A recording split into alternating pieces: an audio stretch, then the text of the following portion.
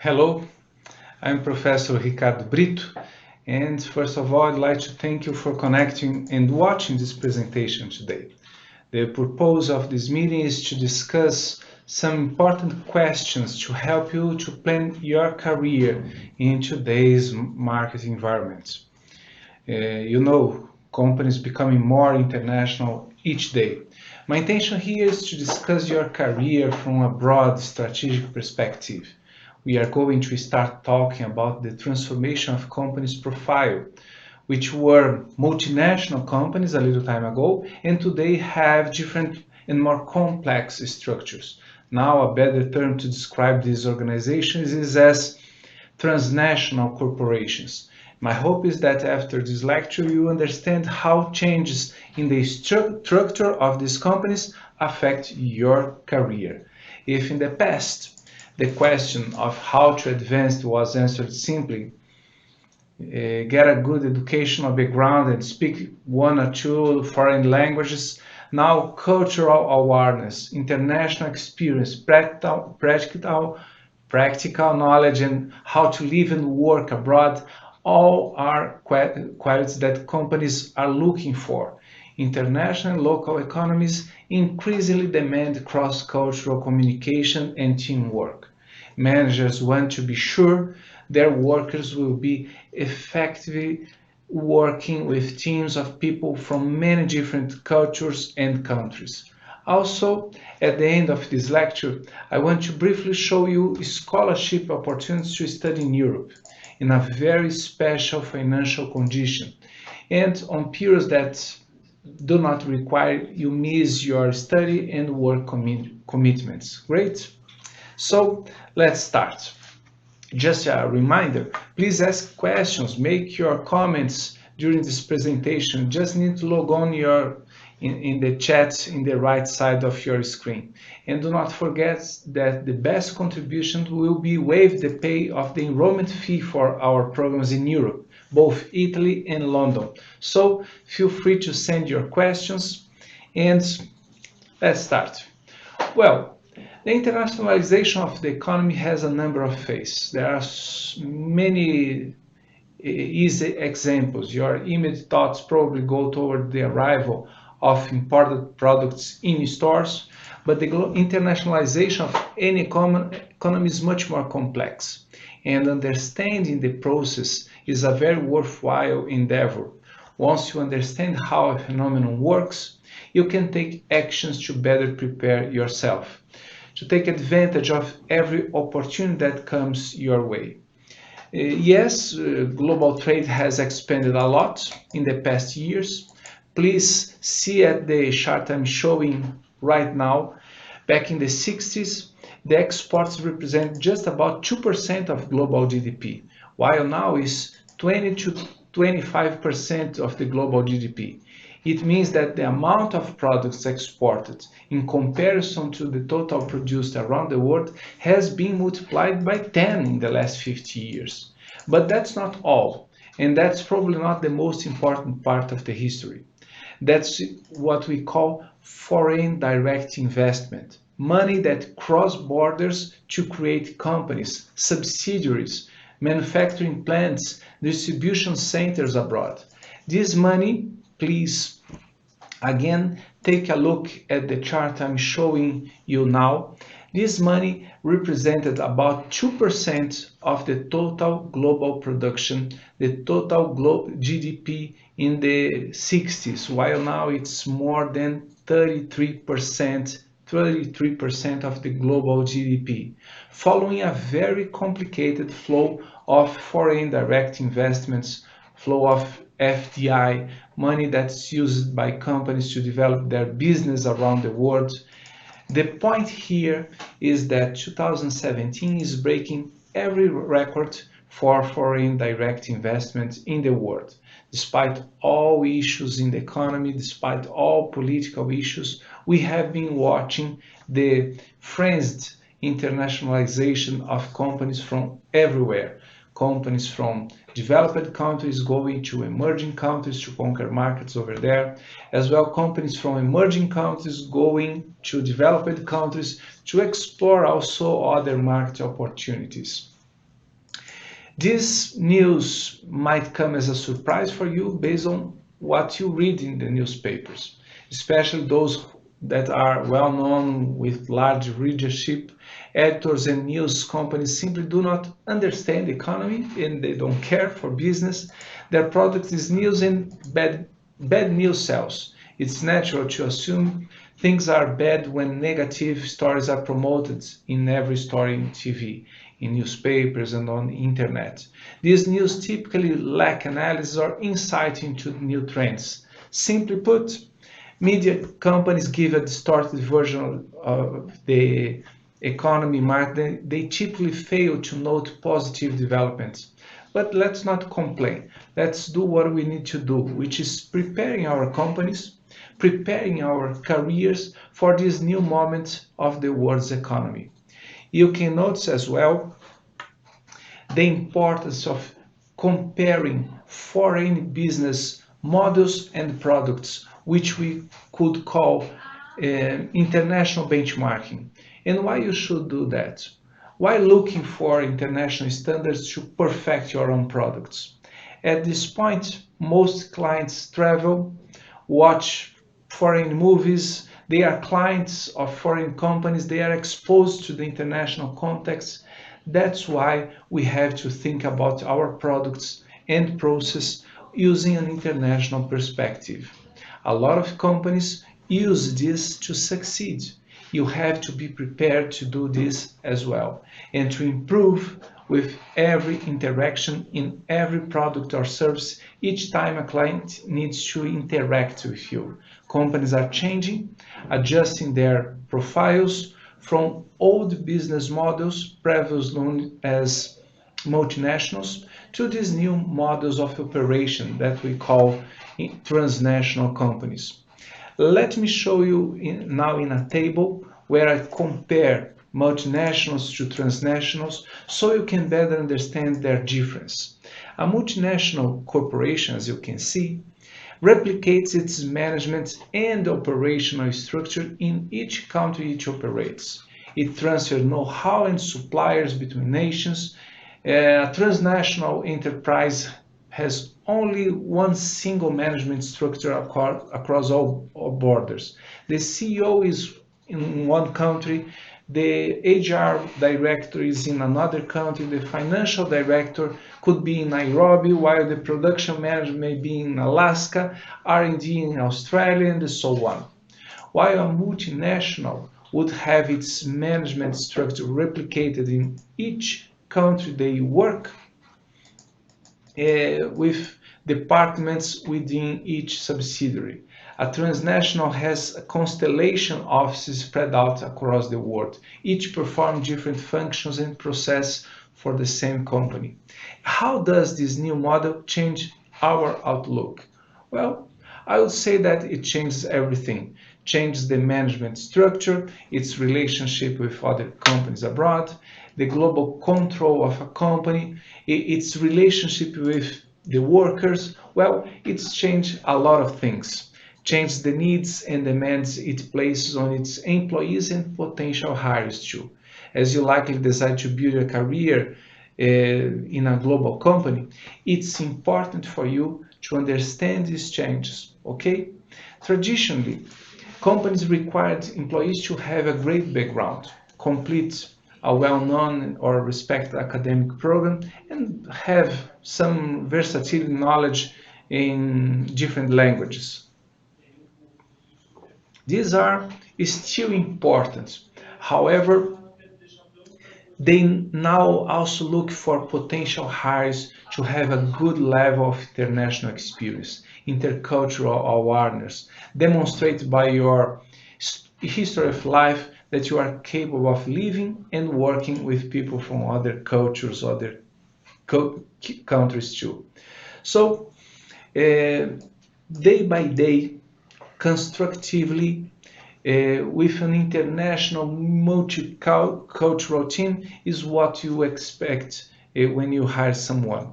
In order to occupy high position in organizations in a multinational, you can rise at least until a management level without international experience. However, the domestic limits of your careers will be quite low without it. Try to understand what I poorly attempted to illustrate in this slide on your screen right now. In a transnational corporation, as you can see, only the operational level and more or less some supervision position keep the collaborators isolated from the global context within a company. From management to higher position, all coordinate with foreign collaborators. What we can see from statistics is that low qualification professors are losing their jobs, but highly qualified professionals, for them there is still a shortage of labor in the market. Numerous positions remain open in global companies because they simply can't find enough qualified applicants to fill them. In other words, now more than ever, it's critical to invest in your education. And my recommendation is that you invest in your education to gain an international perspective.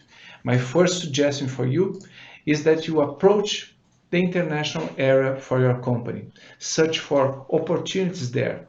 International areas of organizations are the ones that you have seen the most growth, and you can take advantage of it.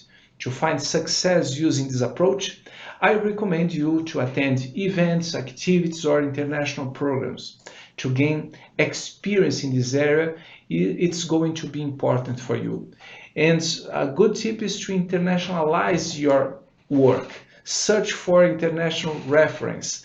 Try to incorporate international management standards in your company, procedures and foreign products that you may find into your leadership and communication style. Practice international management, even if your area is not integrated with international companies or international departments yet. In case you are unemployed, take a deep breath and let's plan what to do. Even if in a moment of global difficulty, actually, especially during these moments of difficulty, it's important to think before act, plan. And my recommendation for you is trying to find opportunities in global companies. The contribution that our school here provides you will not guarantee employment in an international company, but it's certainly very important. You can participate in one of our international programs in Europe without even leaving your job and your family. Develop mastering in English skills in case you are not a native speaker. Improve and prove your ability to work in global companies by obtaining a certification of academic and professional value. We offer scholarships to help enable you to study abroad. The deadline to apply for this scholarship is this upcoming Sunday, June the 4th. If you want more information, please feel free to contact me. You can count on my support to assist you in this activity, okay? So to start this important transformation in your professional, academic, and even your personal development, the program takes place in London and Italy. We have programs in both places, Goa Business School and Pearson College of London, very well-renowned institutions in Europe. The course that we offer in London is Contemporary Topics in Business Strategy, and Goa in Northern Italy, we offer 4 programs for you to choose: International Management Leadership, Creativity, Innovation, and New Business, Business Strategy and Marketing Management, and finally, we have this program, Operations, Logistics, and Lean Management. Well, once again, I thank you for being with us now. Now let's start our Q&A session. Don't forget that the best contributions will be waived to the enrollment fee payment, both in Italy and London. I got several questions already, and we will evaluate all in each of them, even if I don't have time to answer this live here, okay? So feel free to send your comments, your opinion, and let's start it here, okay? I will start through the questions. Let me see, Roberta, are you taking care of the questions right there, right? But I will start with the questions people sent us in advance. I have here a question from Gambia. Mr. Lamin Jobarte from Gambia, thank you very much for participating in this meeting. He asks, how does globalization offer career opportunities to someone? Good question, Mr. Lamin. Well, globalization doesn't offer opportunity itself, but it changes the way companies interact with each other and interact with markets. People who understand these changes, understand the new necessities of transnational corporations, will have more opportunities to career development in this new context. Okay? Thank you, Mr. Lamin, for sending your question. I have here another question from Kenya. Margaret Muanik, she says, professional growth is becoming one of the key basic things people are looking for when joining any given kind of work. What are some of the measures organizations should put into place to ensure professional growth? Well, Margaret, you know, any company, large or small, must have career planning from the beginning of the start of a work of a new worker in the company. Some of the companies don't have that, but any company, all companies must do that, must have it.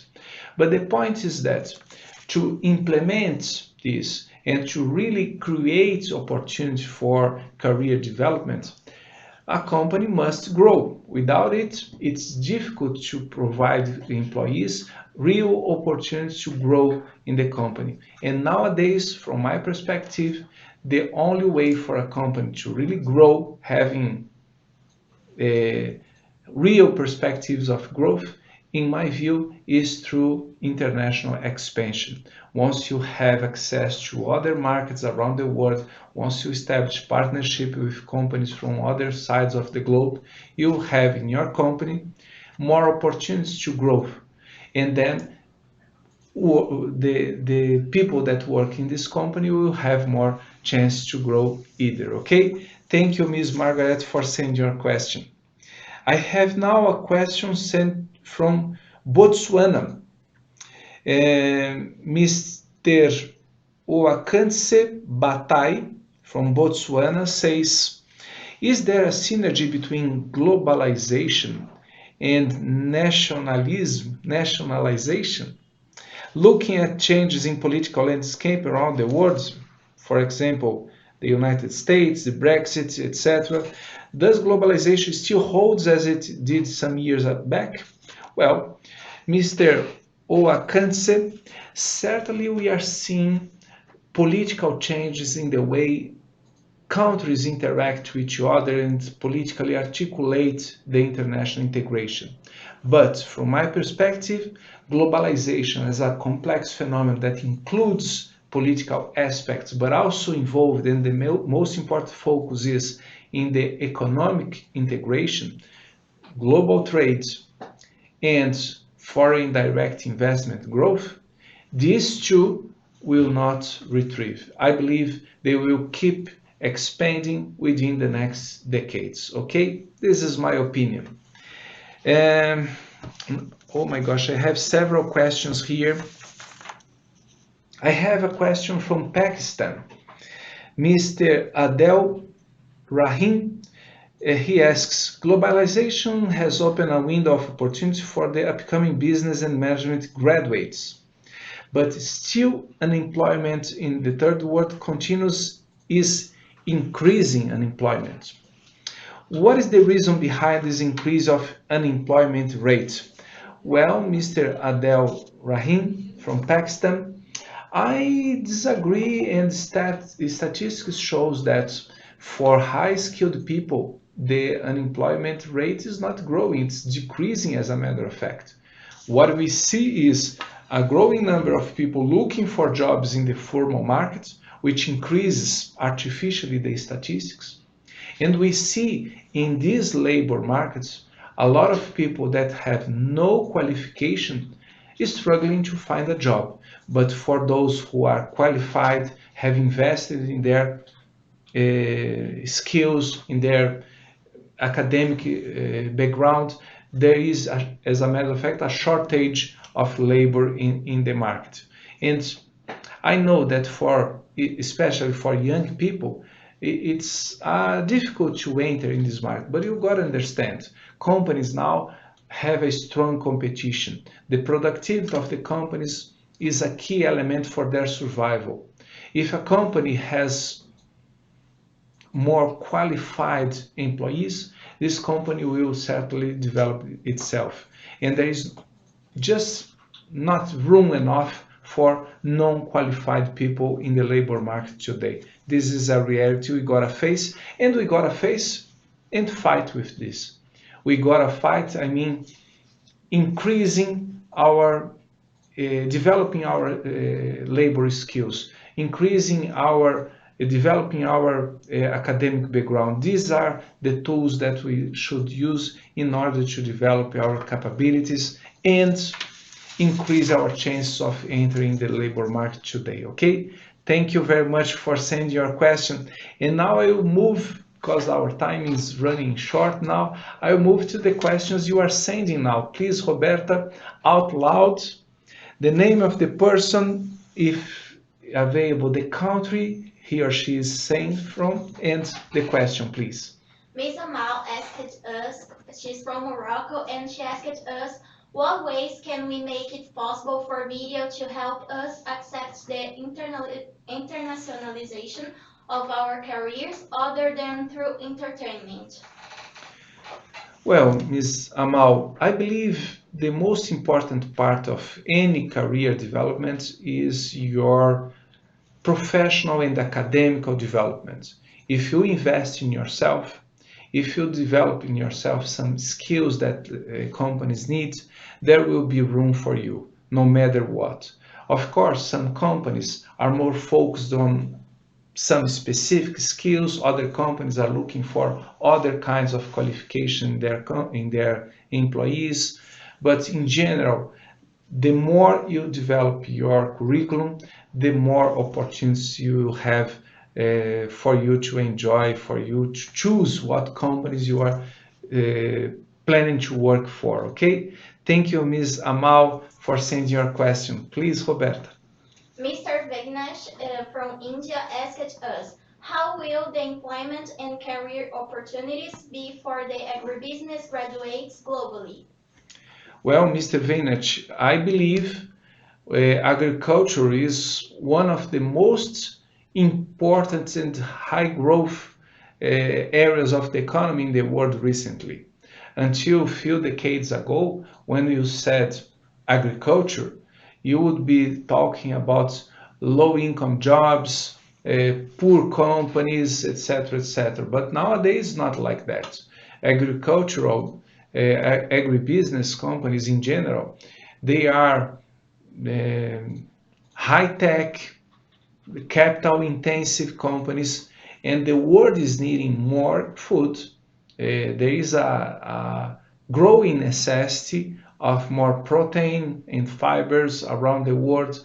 If we see the economic development that we are seeing, particularly among countries like China, India, and others highly populated countries, these people will start to grow and to need more food for to feed their population. So agribusiness, I believe, will be one of the most important economic areas in the world within the next few decades. Okay, Mr. Venash, thank you very much for sending your question. Miss Indra from England asked us, how can we use globalization in modernizing the way we see international business? Well, Ms. Indra, back in the 90s, many authors see the international management as a way to just conquer markets to sell the same products you sell in your domestic market. Nowadays, we see it differently. Cultures are impacting the way people produce and consume products around the world. It has always been like that. And we know that for you to develop a good international management strategy, you gotta take into consideration particularities, specificities of each culture, each cultural context. I believe this is the way international business will evolve within the next few years, okay? So thank you for sending your questions to us. Please. Miss Lee asked us how will IBS help keep our career in the front line globally? I believe our programs have a limited but important cooperation to offer to our students because IBS programs have these specific characteristics. We group students from several different countries around the world. We move them to another country, having classes to a faculty from this other country, get in touch with not only the faculty members of this university, but also to managers in that region.